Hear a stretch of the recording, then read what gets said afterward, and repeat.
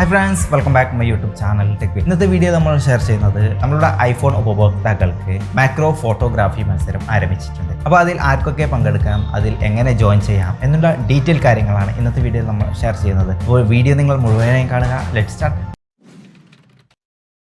IPhone ഉടമകൾക്കായി പുതിയ macro photography മത്സരം പ്രഖ്യാപിച്ചിരിക്കുകയാണ് ആപ്പിൾ.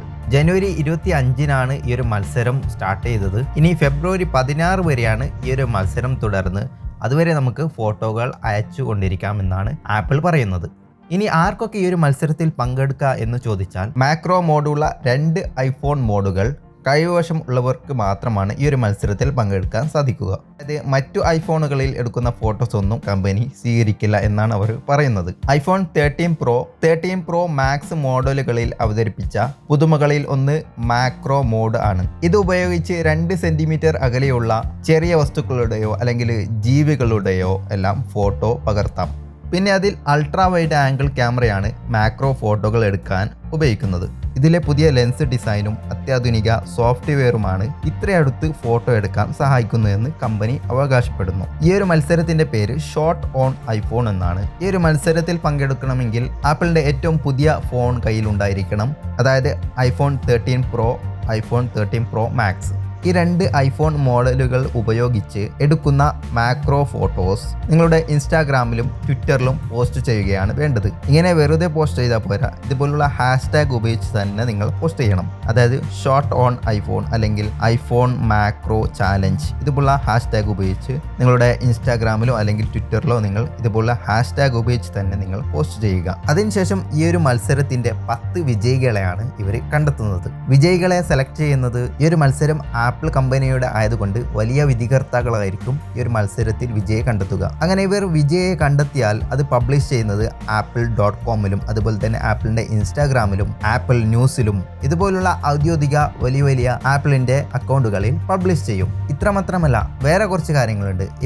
ഇവരുടെ ആപ്പിൾ സ്റ്റോറുകളിലും ആപ്പിളിന്റെ തന്നെ ഡിജിറ്റൽ പ്രചാരണത്തിന് വേണ്ടിയും ആപ്പിൾ സ്റ്റോർ ലൊക്കേഷനുകളിലും ബിൽ ബോർഡുകളിലും അതുപോലെ ഫോട്ടോ എക്സിബിഷനുകളിലും ഈ മത്സരത്തിൽ വിജയിച്ച അവരുടെ ഫോട്ടോസ് അവര് പബ്ലിഷ് ചെയ്തേക്കാം. ഇനി നിങ്ങളുടെ മനസ്സിൽ ഉയർന്നു വന്നിട്ടുള്ള ഒരു ചോദ്യമാണ്, എന്ത് തരം ഫോട്ടോ നമ്മൾ എടുക്കും എന്ന്. നമ്മൾ ഫോട്ടോ എടുക്കേണ്ടത് സാധാരണ കാണുന്ന എന്ത് വസ്തുവിൻ്റെയും ഫോട്ടോ നമുക്ക് എടുക്കാം. ചീപ്പിൻ്റെ ഫോട്ടോ എടുക്കാം, ഫുഡിൻ്റെ ഫോട്ടോ എടുക്കാം, ഐസ്, മഞ്ഞ്, തൂവലുകൾ, പൂക്കൾ, ചെറുജീവികൾ, നമ്മളുടെ വീട്ടിൽ വളർത്തുന്ന മൃഗങ്ങളുടെ, ഇങ്ങനെ തുടങ്ങി പല കാര്യങ്ങളുടെയും ഫോട്ടോ നമുക്ക് എടുക്കാം. സാധാരണ സാധനങ്ങളെ അസാധാരണ മികവോടെ കാണിക്കുക എന്നതിലാണ് മാക്രോ ഫോട്ടോഗ്രാഫിയുടെ മികവ് എന്ന് നമ്മുടെ ആപ്പിൾ കമ്പനി വ്യക്തമാക്കുന്നു. ഇനി മത്സരത്തിൽ പങ്കെടുക്കുന്നവർ ഇനി പറയുന്ന 4 കാര്യങ്ങളിൽ ശ്രദ്ധിക്കുക.